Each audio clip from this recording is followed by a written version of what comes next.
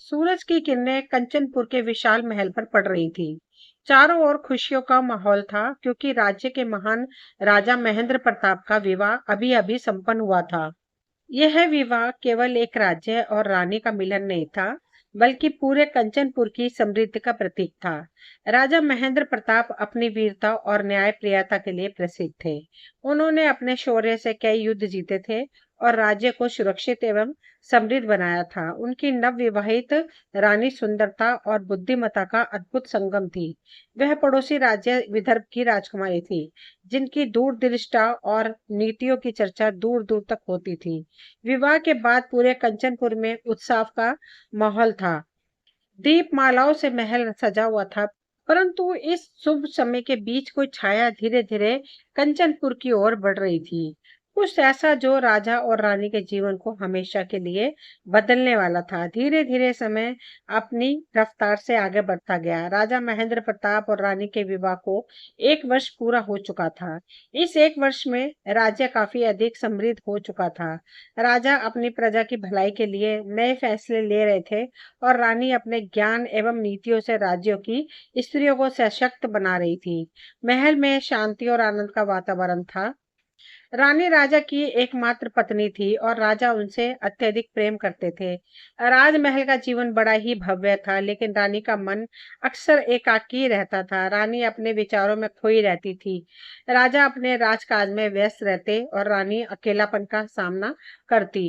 रानी अक्सर महल से बाहर वन में भ्रमण करने जाया करती थी। उस वन में एक साधु का आश्रम था। साधु महाराज अपने ज्ञान के लिए दूर दूर तक प्रसिद्ध थे। रानी जब पहली बार वहां गई तो साधु ने उनका स्वागत किया और उनसे गहन चर्चा की। साधु की वाणी में ऐसा मधुर आकर्षण था कि रानी मंत्रमुग्ध हो गई। रानी ने बहाने बनाकर साधु के आश्रम में जाना शुरू कर दिया। साधु ने उन्हें शास्त्रों का ज्ञान देना शुरू किया, परंतु यह रिश्ता धीरे धीरे शारीरिक आकर्षण में बदलने लगा। साधु की रहस्यमय आंखें और रानी की अकेली आत्मा के बीच एक ऐसी डोर बन गई जिसे छिपाना आसान नहीं था। रानी ने इस रिश्ते को राज रखने के लिए बहुत सावधानी बरती। वह साधु से तब मिलती जब राजा दरबार में व्यस्त होते। कभी कभी रात के अंधेरे में भी रानी चुपचाप महल छोड़कर साधु के आश्रम जाती। रानी ने राजा के प्रति अपना व्यवहार ऐसा रखा कि उन्हें कभी शक न हो। वह राजा का पूरा ख्याल रखती, उनसे मधुर बातें करती और उनके हर आदेश का पालन करती। राजा को लगता कि रानी उनसे बहुत प्रेम करती है। उस साधु और रानी का यह संबंध अब गुप्त रूप से बढ़ता जा रहा था। रानी का दिल साधु के लिए धड़कता और साधु उनकी हर इच्छाओं को पूरा करता। रानी और साधु का यह गुप्त संबंध समय के साथ साथ गहरा होता गया। साधु का व्यक्तित्व इतना रहस्यमय था कि रानी उसमें पूरी तरह डूब चुकी थी। वन का वह आश्रम अब रानी के लिए एक ऐसा स्थान बन गया था जहां वह अपनी सभी चिंताओं और महल के नियमों को भूल जाती थी। जब भी रानी आश्रम जाने का मन बनाती, तब रानी अपनी चालाकी से महल के भीतर किसी उत्सव या पूजा का आयोजन करने की योजना बना देती। सेवक और मंत्री उसी में व्यस्त रहते और रानी साधु से मिलने के लिए चुपचाप निकल जाती। रानी के महल छोड़ने के समय को इतना योजनाबद्ध तरीके से किया जाता कि राजा को कभी किसी बात का आभास नहीं हुआ। रानी राजा के साथ दिन में समय बिताती, उन्हें मुस्कान और प्रेम भरे शब्दों से संतुष्ट करती। राजा को अपनी रानी पर पूरा यकीन था कि रानी उनके प्रति पूर्णतः समर्पित है। उस साधु ने रानी को यह यकीन दिला दिया था कि उसकी आत्मा को शांति केवल साधु के साथ ही मिल सकती है। रानी ने धीरे धीरे महल के कुछ गहने और बहुमूल्य वस्तुएं साधु को देना शुरू कर दिया। वे महल से साधु के लिए अनमोल चीजें लेकर आती और बदले में साधु से रहस्यमयी शक्तियों का ज्ञान प्राप्त करती। साधु ने रानी को यह भी समझा दिया था कि वह दिव्य आत्मा है और उनका यह मिलन ईश्वर की योजना का हिस्सा है। रानी ने अब पूरी तरह से साधु पर विश्वास करना शुरू कर दिया था। महल के कुछ पुराने सेवकों ने रानी के व्यवहार में कुछ बदलाव महसूस किया। उनकी गैर मौजूदगी के दौरान महल में गुपचुप बातें होने लगी, लेकिन रानी इतनी चतुर थी कि उसने उन सेवकों को इनाम और अधिकार देकर अपनी ओर कर लिया। इधर साधु को अब रानी के माध्यम से महल की कई गुप्त जानकारियां मिलने लगी। रानी की सहायता से साधु ने राजा के दरबार में कुछ अपने लोगों को भी नियुक्त करवा दिया। राजा को इसकी भनक तक न थी। वे साधु अब रानी पर पूरी तरह हावी हो चुके थे। रानी उनकी हर बात मानने लगी थी। साधु ने रानी से कहा कि राज्य का असली नियंत्रण अब तुम्हारे हाथों में होना चाहिए। इस प्रकार से वह साधु और रानी राजा के खिलाफ साजिश रचने लगे।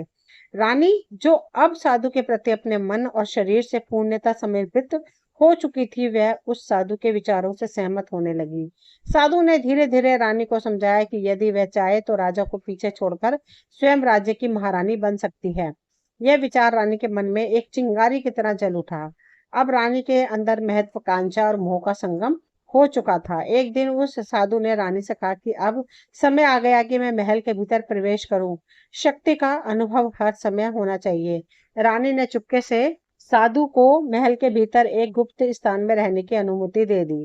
रानी ने महल के पुराने कक्ष में से एक को सजवाया और उससे साधु के रहने योग्य बना दिया। साधु अब महल में छिपकर रहने लगे, लेकिन इस बात का पता केवल रानी और उनकी सबसे विश्वास पात्र दासी को ही था। साधु ने राजा के दैनिक कार्यों और महल के नियम कानून पर गहराई से नजर रखनी शुरू कर दी। साधु ने रानी के माध्यम से राजा पर भी अपनी शक्ति का प्रयोग करना शुरू कर दिया और रानी को कुछ खास जड़ी बूटियां देता, जिन्हें रानी राजा के भोजन में मिलाकर उन्हें कमजोर करने लगी। राजा को अब अक्सर थकान और बीमारी महसूस होने लगी, लेकिन रानी अपने प्यार भरे व्यवहार से राजा को यही यकीन दिलाती रही कि यह सब राजकाज के अत्यधिक दबाव का नतीजा है। साधु और रानी के बीच अब हर दिन मुलाकात होने लगी। अब रानी गुपचुप साधु के कक्ष में जाती, वहां भी साथ बैठने कुछ गुप्त योजनाएं बनाते और उनके संबंध और गहराते जाते। साधु ने रानी को वचन दिया कि वह उन्हें ऐसी शक्तियां देगा जिससे वह पूरे राज्य की सबसे शक्तिशाली महिला बन जाएगी। उस साधु के गलत विचारों में रानी पूरी तरह फंस चुकी थी। महल के कुछ वफादार मंत्री और सैनिक अब राजा की बिगड़ती स्थिति और रानी के अजीब व्यवहार को लेकर चिंतित होने लगे थे। उन्होंने राजा को सतर्क करने की कोशिश की, लेकिन रानी ने अपनी चतुराई से इन सभी प्रयासों को असफल कर दिया। रानी ने दरबार में एक प्रस्ताव रखा कि राजा को अपने स्वास्थ्य के कारण कुछ समय के लिए राज्य के कार्यों से दूर रहना चाहिए।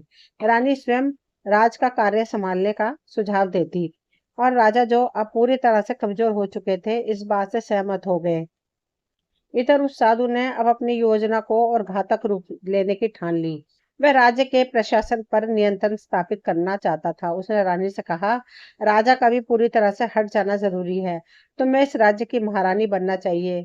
मैं यहाँ रहकर तुम्हें मार्गदर्शन दूंगा। रानी, जो अब पूरी तरह से साधु के जाल में फंस चुकी थी, इस बात के लिए तैयार हो गई। साधु ने गुप्त योजना बनाई कि राजा को धीरे धीरे समाप्त किया जाए।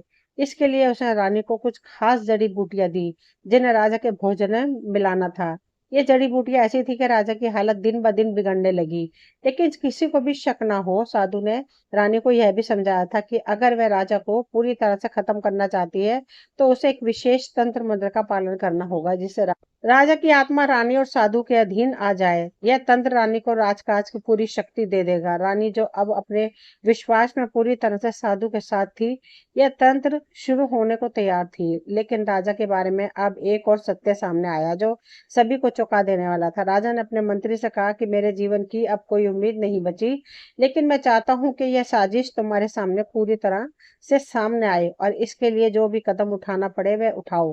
राजा मंत्री को आदेश दिया कि वह साधु और रानी की साजिश को उजागर करने के लिए पूरी तरह से तैयार हो। राजा का आदेश पाकर मंत्री ने साधु के जाल को तोड़ने की ठानी। साधु और रानी की साजिश अब अपने अंतिम चरण में पहुंच चुकी थी। रानी, जो अब पूरी तरह से साधु के प्रभाव में आ चुकी थी, उसे राजा से कोई संबंध नहीं बल्कि सिर्फ साधु के साथ ही एक नई शक्ति का आभास हो रहा था। एक दिन साधु ने रानी से कहा, तुम्हारी शक्ति को अब और अधिक बढ़ाने का समय आ गया है। तुम्हारा जीवन अब केवल मेरा ही है और हमारे बीच एक और संबंध बनना चाहिए। वह रानी, जो साधु की शक्ति और बातों से पूरी तरह घिरी हुई थी, उसकी बातों में आ गई। साधु ने रानी से कहा, तुम्हारा गर्भवती होना ही उनकी योजना का हिस्सा है, ताकि उनके रिश्ते को और भी पवित्र किया जा सके, वे राजा की शक्ति से भी ऊपर उठ सके। साधु ने अपने मंत्र तंत्र की शक्तियों का उपयोग करके रानी को गर्भवती कर दिया, जिससे उनका संबंध और गहरा हो गया। रानी को अब यह यकीन था कि साधु का बच्चा न केवल दिव्य होगा, बल्कि वह अपने साम्राज्य को नियंत्रित करने के लिए राजा से भी अधिक ताकतवर होगा। इस योजना के पीछे एक गहरी साजिश छिपी थी, जिसमें साधु और रानी दोनों ही राजा को हराने के बाद अपने बच्चे को राज्य का अगला शासक बनाना चाहते थे। राजा, जो अब कमजोर और बीमार हो चुके थे, धीरे धीरे महसूस करने लगे थे कि रानी का व्यवहार अब बदल चुका है। राजा को यह आभास हुआ कि रानी के अंदर कोई गहरी चिंता और चाल छिपी हुई है। राजा ने अपने मंत्री से कहा, मैं यह नहीं जान पा रहा कि वह क्यों बदल गई है, लेकिन अब मुझे महसूस हो रहा है कि वह साधु के साथ कुछ गहरे संबंध में है। मंत्री ने राजा से कहा, महाराज, मैं आपकी पूरी सच्चाई बताऊंगा।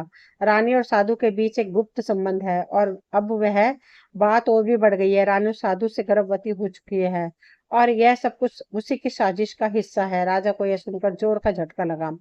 वह यह समझ गए थे कि रानी और साधु के बीच कुछ बड़ा चल रहा है और अब उनकी हालत इतनी खराब हो चुकी थी कि वह कोई बड़े कदम नहीं उठा पा रहे थे। राजमहल में अब कुछ लोग साधु और रानी की गतिविधियों के बारे में जानने लगे थे। इधर एक गुप्तचर जो महल के भीतर हमेशा छुपकर काम करता था, उसने एक दिन रानी और साधु की एक मुलाकात को देखा। गुप्तचर ने रानी और साधु को एकांत में बात करते हुए सुना कि वे दोनों एक साथ बैठकर अपने भविष्य के बारे में योजना बना रहे थे। गुप्तचर ने रानी के गर्भवती होने की बात भी सुनी। उस गुप्तचर ने जो भी सुना उसने यह बात मंत्री को बताई। मंत्री ने यह सूचना राजा तक पहुंचाई और राजा को पूरी सच्चाई का पता चला। गुप्तचर ने राजा से कहा, महाराज, मैंने सुना है कि रानी और साधु का एक गुप्त संबंध है। रानी अब साधु से गर्भवती हो चुकी है। यह बच्चा केवल साधु का नहीं बल्कि राज्य की सत्ता और शक्ति का प्रतीक बनेगा। राजा अब पूरी तरह से टूट चुके थे। उनकी मानसिक स्थिति इतनी बिगड़ चुकी थी कि वह इस हालत को सहन नहीं कर पा रहे थे। राजा के दिल में अब केवल एक ख्याल था, क्या वह अपने राज्य को फिर से इस तरीके से संभाल पाएंगे जैसे पहले संभालते थे। लेकिन राजा का संदेह पूरी तरह से सही साबित हो चुका था। राजा जो अपने राज्य और अपनी पत्नी के साजिश के बारे में जान चुके थे, राजा यह नहीं चाहते थे कि प्रजा और महल के अन्य लोग इस सच्चाई को जाने, क्योंकि इससे राज्य में अराजकता फैल सकती थी। लेकिन राजा अब एक विकल्प की तलाश में जुड़ गए थे, क्योंकि वह यह समझ चुके थे कि रानी और साधु की साजिश इतनी जटिल हो चुकी थी कि उन्हें अपनी शक्ति का एक और रूप अपनाना था। वह मंत्री जो राजा के सबसे विश्वास पात्र मंत्री थे, उसने अपनी एक योजना बनाई। वह राजा को सलाह देने के लिए आगे आए और कहा, महाराज, आपको अब जल्द से जल्द एक मजबूत कदम उठाना होगा। रानी और साधु की चालाकियों को खत्म करने के लिए हमें उन्हें गुप्त तरीके से नष्ट करना होगा। मंत्री ने राजा से कहा, महाराज, हमें रानी और साधु की बातों को प्रकट करने के लिए किसी को महल के भीतर भेजना होगा, लेकिन हमें यह सुनिश्चित करना होगा कि वह उन दोनों की साजिश से अनजान है। हमें उनके आत्मविश्वास को तोड़ने के लिए यह कदम उठाना होगा। राजा ने मंत्री की बातों को सुना और मंत्री की योजना से सहमत हो गए। मंत्री ने महल के अंदर एक और गुप्तचर तैनात किया जो रानी और साधु की गतिविधियों पर निगरानी रखेगा। इधर साधु और रानी की साजिश अब और भी गहरी हो चुकी थी। रानी ने अपने होने वाले बच्चे के बारे में साधु से बात कर ली। साधु ने उसे भरोसा दिलाया कि उनका बच्चा सिर्फ उनका नहीं बल्कि इस राज्य का भविष्य होगा। इस प्रकार से अब वे दोनों मिलकर राज्य का कब्जा करने के लिए और भी घातक कदम उठाने की योजना बना रहे थे। साधु ने रानी से कहा, तुम्हारा बच्चा हमारे साम्राज्य का भविष्य होगा।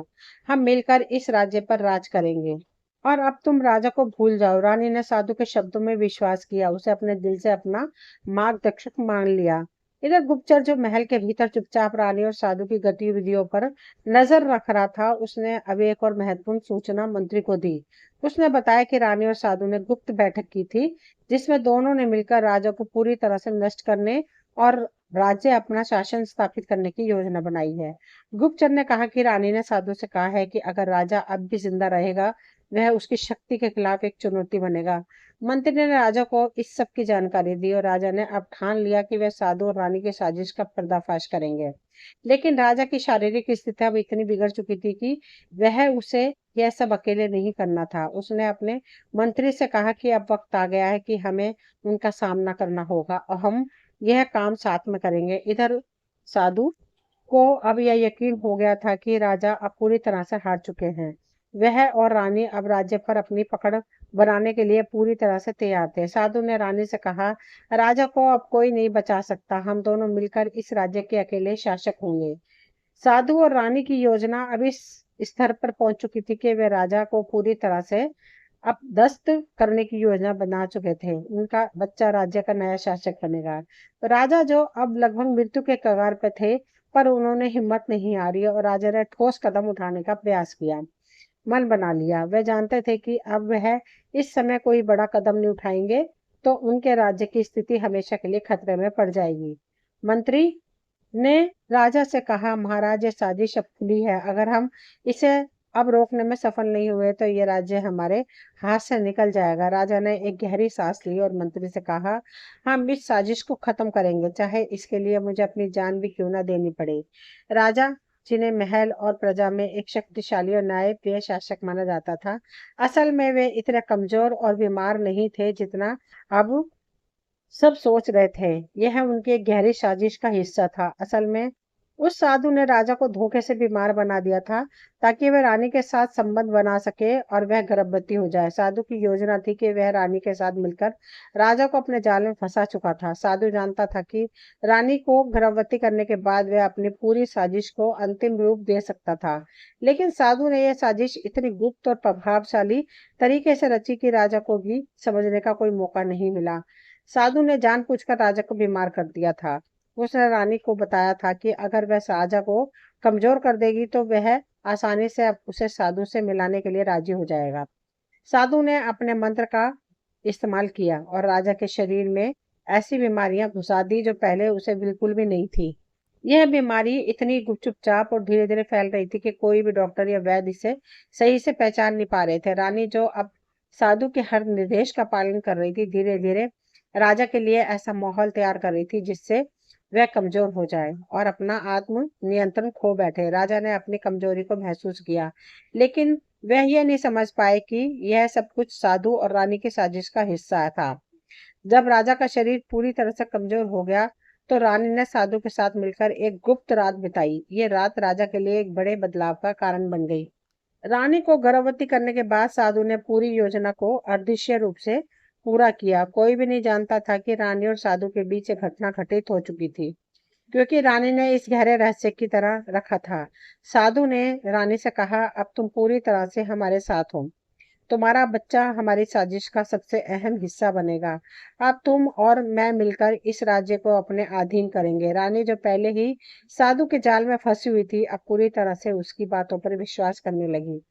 उसने साधु को वचन दिया कि वह अपने बच्चे को राज्य की पूरी सत्ता सौंप के दम लेगी, चाहे उसके लिए अब मुझे राजा को भी मारना पड़े। मैं अब पीछे नहीं हटूंगी ताकि वे दोनों इस राज्य को अपने नियंत्रण में ला सकें। उसने साधु को वचन दिया कि वह अपने बच्चे को राज्य की पूरी सत्ता सौंप के दम लेगी, चाहे इसके लिए अब मुझे राजा को भी मारना पड़े।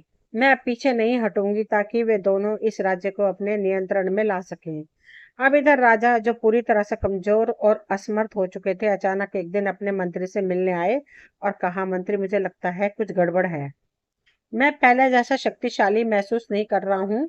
मुझे डर है कि कोई मेरे खिलाफ साजिश कर रहा है।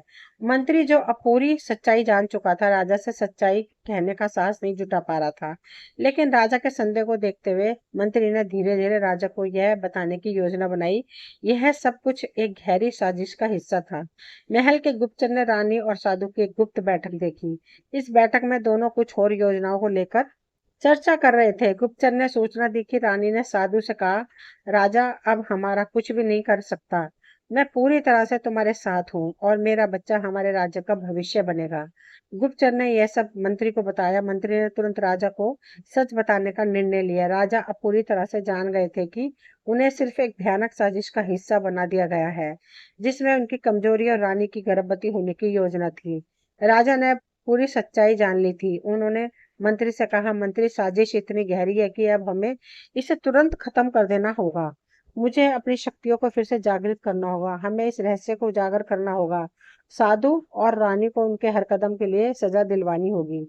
राजा पूरी तरह से सच्चाई जान चुके थे और उनका संकल्प मजबूत हो गया था। वह जानते थे कि यह समय उनके लिए सबसे कठिन है, लेकिन अगर सिर्फ अपनी खोई हुई ताकत को वापस पा सकते हैं तो साधु और रानी की साजिश का पर्दाफाश भी कर सकते हैं। राजा ने मंत्री से कहा कि अब मैं अपनी खोई हुई शक्ति को फिर से महसूस करना चाहता हूँ। मुझे चाहिए कि एक ऐसी योजना जिसमें साधु और रानी को उनके जाल में फंसा सकूं। हम उन्हें यह समझने देंगे कि अब वह हमें हरा चुके हैं, लेकिन हम असल में उन्हें उनके खेल में ही मार देंगे। मंत्री ने राजा की बातों को सुना और एक गहरी सोच में डूब गया। उसने धीरे से कहा, महाराज, आपकी स्थिति इतनी नाजुक है कि हमें खास प्रकार की रणनीति की जरूरत होगी। हमें पहले उन्हें यह विश्वास दिलाना होगा कि आप पूरी तरह से हार चुके हैं। इसके बाद जब वह अपनी पूरी शक्ति दिखा रहे होंगे, तभी हमें उनका सामना करना होगा। राजा ने मंत्री की सलाह पर अमल करना शुरू कर दिया। उन्होंने अपने राज्य महल में उन सभी प्रमुख मंत्रियों और सैन्य अधिकारी को बुलाया जिस पर वे विश्वास रखते थे। उन्हें यह योजना दी कि सभी राजमहल की सुरक्षा बढ़ा लें और ध्यान रखें कि इस बीच कोई भी संदिग्ध गतिविधि ना हो। राजा ने अपने दरबार में एक अफवाह फैलानी शुरू कर दी कि वह अपनी बीमारी से पूरी तरह से बाहर निकल नहीं पा रहे हैं और जल्द ही उनका अंतिम समय आ सकता है। इस अफवाह ने राज्य भर में हलचल मचा दी। राजा ने यह कदम काफी चतुराई से उठाया गया था। उन्होंने जानबूझकर अपनी स्थिति को कमजोर दिखाया ताकि रानी और साधु यह सोचने लगे कि उनका विजय हासिल करना आसान हो गया है। साधु और रानी अब अपने लक्ष्य के करीब महसूस कर रहे थे। रानी जो गर्भवती होने के बाद राजा से पूरी तरह से दूर हो चुकी थी, अब अपनी पूरी ताकत साधु के साथ मिलकर राज्य पर कब्जा करने में लगा रही थी। साधु ने रानी से मिलकर अब हम सब कुछ अपनी मुट्ठी में करेंगे और अब राजा की कमजोरी का फायदा उठाने का समय आ गया है। रानी ने साधु के साथ मिलकर राजा के खिलाफ अपनी साजिशों को और बढ़ा दिया। वे दोनों इस विश्वास में थे कि राजा पूरी तरह से कमजोर हो चुका है और उसका अंत नजदीक है। इधर राजा ने अपनी पूरी शक्ति छुपाकर एक गुप्त मंत्र का सहारा लिया जिससे राजा अपनी खोई हुई ताकत को धीरे धीरे फिर से प्राप्त करने लगे। मंत्री ने राजा को बताया था कि साधु की तंत्र मंत्र शक्तियां असल में राजा की ताकत को खत्म करने के लिए इस्तेमाल की जा रही थी, लेकिन राजा ने इसके खिलाफ एक विशेष तंत्र का उपयोग किया। यह तंत्र साधु और रानी के तंत्र से कहीं अधिक शक्तिशाली था। राजा पहले की तरह शक्तिशाली महसूस करने लगे थे। शरीर अपने जैसा सशक्त हो गया था और राजा ने अपने आप को एक महान योद्धा के रूप में महसूस किया। अब वह अपनी रणनीति को अंतिम रूप देने के लिए तैयार थे। राजा ने अपनी सभा बुलाई। सभा में पूरे राज्य के मंत्री, अधिकारी और दरबारी शामिल हुए। रानी और साधु को भी बुलाया गया, लेकिन वह दोनों यह नहीं समझ पा रहे थे कि राजा अचानक इतनी जल्दी स्वस्थ कैसे हो गए। राजा ने सभा में घोषणा की कि आज मैं आपको बताना चाहता हूँ कि मैंने अपनी कमजोरी को धोखे से आपके सामने पेश किया। यह सब मेरी साजिश थी ताकि मैं साधु और रानी की चालाकी का पर्दाफाश कर सकूं। सभी लोग स्तब्ध रह गए। राजा ने फिर अपनी पूरी योजना का खुलासा किया। उन्होंने बताया कि किस तरह से उसके खिलाफ साधु और रानी ने एक जटिल साजिश रची थी जिसमें रानी को गर्भवती करना और राजा को कमजोर करना शामिल था। रानी और साधु की पूरी योजना नष्ट हो चुकी थी। राजा ने उन्हें गिरफ्तार करने का आदेश दिया और राज्य के सबसे बड़े जेल में डालने के लिए कहा। रानी और साधु की साजिश पूरी तरह से विफल हो चुकी थी। दरबारी राजा की बुद्धिमत्ता और धैर्य की सराहना करने लगे। उन्होंने महसूस किया कि राजा ने अपनी शक्ति और साहस को सही समय पर जागृत किया जिससे वे अपने राज्य सत्ता को बचा सके। राजा ने कहा, मैंने कभी नहीं सोचा था कि मेरी रानी और साधु मेरे खिलाफ इतने बड़े जाल का हिस्सा बनेंगे, लेकिन अब यह समय है कि हम अपने राज्य की सुरक्षा को और मजबूत करें और ऐसे लोगों को कभी भी हमारे राज्य के भीतर घुसने का मौका न दें जो हमारे राज्य के खिलाफ हो। राजा की महल में इस उद्घोषणा ने सभी दरबारियों को स्तब्ध कर दिया था। साधु और रानी, जिन्हें अब अपनी साजिश का पर्दाफाश होने का डर था, महल में पूरी तरह से घबराए हुए थे। साधु ने भागने की कोशिश की, लेकिन सैनिकों ने उसे पकड़ लिया। रानी भी चुपचाप अपने अपराध स्वीकार नहीं कर पा रही थी। अब वह समझ चुकी थी कि उसे भी राजा के सामने जवाब देना होगा। राजा ने दोनों को सामने लाकर कहा कि तुम दोनों की साजिश न केवल मेरी परंतु इस समय की सभ्यता और प्रतिष्ठा के खिलाफ थी। तुमने मुझे और मेरी प्रजा को धोखा दिया। अब तुम्हें इसका खामियाजा भुगतना होगा। राजा ने आदेश दिया कि साधु को राजा के बाहर के जंगल में निर्वासित कर दिया जाए, जहां वे तंत्र मंत्र के प्रयोग से अपनी शक्तियों का कोई उपयोग न कर सके।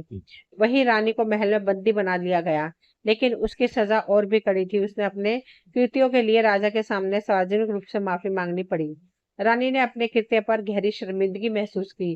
रानी राज के सामने आई और कहा, महाराज, मैंने आपकी अपेक्षा की और साधु के जाल में फंसकर राजा के खिलाफ साजिश रच डाली।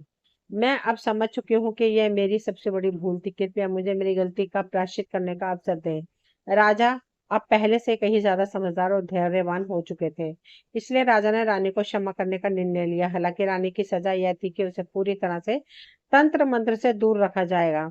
उसे राज्य की महिलाओं की शिक्षा देने का काम सौंपा जाएगा ताकि वह अपनी गलतियों से सीखे और राज्य की भलाई में योगदान कर सके।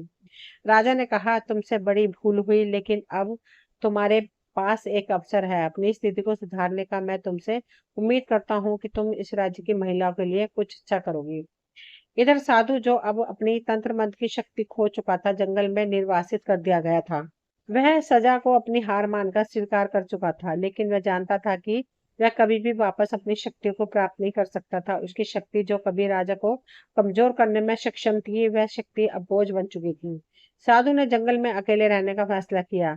वह सिर्फ अपनी पुरानी गलतियों पर पछतावा करता था, क्योंकि उसे यह समझ में आ गया था कि वह अपनी शक्ति जो उसने कभी सच्चे मार्ग पर चलने में लगाई थी, ऐसा कभी नहीं होता। राजा ने अपनी ताकत फिर से प्राप्त कर ली थी और राज्य में शांति और समृद्धि लाने के लिए कई सुधारात्मक कार्य किए गए। राजा ने सोचा कि राज्य को फिर से एकजुट करने और प्रजा को विश्वास पहले जैसा करने के लिए उन लोगों के साथ खड़ा होना होगा। राजा ने मंत्री को बुलाकर कहा, हमने अपनी सबसे बड़ी साजिश को नष्ट कर दिया, लेकिन अब हमें आगे बढ़कर राज्य को सुधारने के लिए एक नई शुरुआत करनी होगी। हमें प्रजा के साथ पुनः संपर्क बनाना होगा। यह सुनिश्चित करना होगा कि कोई भी फिर से हमारी कमजोरी का फायदा न उठा सके। मंत्री ने सिर झुकाकर कहा, महाराज, आपकी ताकत और बुद्धिमत्ता ने राज्य को बचाया है। हम सब मिलकर राज्य को एक नई उम्मीद और दिशा देंगे। इधर रानी, जो पहले से अपनी गलती पर पछताती थी, अब महल में एक नई भूमिका निभा रही थी। उसने महिला को शिक्षा देने का काम शुरू किया और समय के साथ उसने यह समझा कि अपनी शक्ति का सही उपयोग करना कितना महत्वपूर्ण है। उसने अपनी गलती से सीख ली और अपनी कृतियों को सुधारने के लिए समर्पित हो चुकी थी। राजा ने न सिर्फ अपनी खोई हुई शक्ति को वापस पाया, बल्कि राज्य की भलाई के लिए कई सुधार भी किए। उन्होंने न्याय व्यवस्था को मजबूत किया, भ्रष्टाचार को जड़ से खत्म किया, लोगों को विश्वास दिलाया कि वह उनके साथ है। अब राज्य पहले से कहीं ज्यादा समृद्ध और खुशहाल हो चुका था। राजा और रानी दोनों ने एक नया अध्याय शुरू किया। अब वे एक साथ राज्य की प्रगति के लिए काम कर रहे थे। हालांकि रानी ने अपनी गलती स्वीकार की थी, लेकिन अब वह अपने जीवन का उद्देश्य सही दिशा में लगा रही थी। राजा ने कहा, हमने अपने दुश्मनों को हराया, लेकिन असली विजय तब है जब हम खुद को और अपने राज्य को सुधार सके। दोस्तों, ये कहानी यहीं तक थी। मुझे उम्मीद है आप सभी को पसंद आई होगी। अगर कहानी पसंद आई हो तो प्लीज चैनल को सब्सक्राइब करें, वीडियो को लाइक शेयर करें, कमेंट करें। मिलती हूँ अगली कोई नई कहानी लेकर। कहानी सुनने के लिए आप सभी का तहे दिल से शुक्रिया।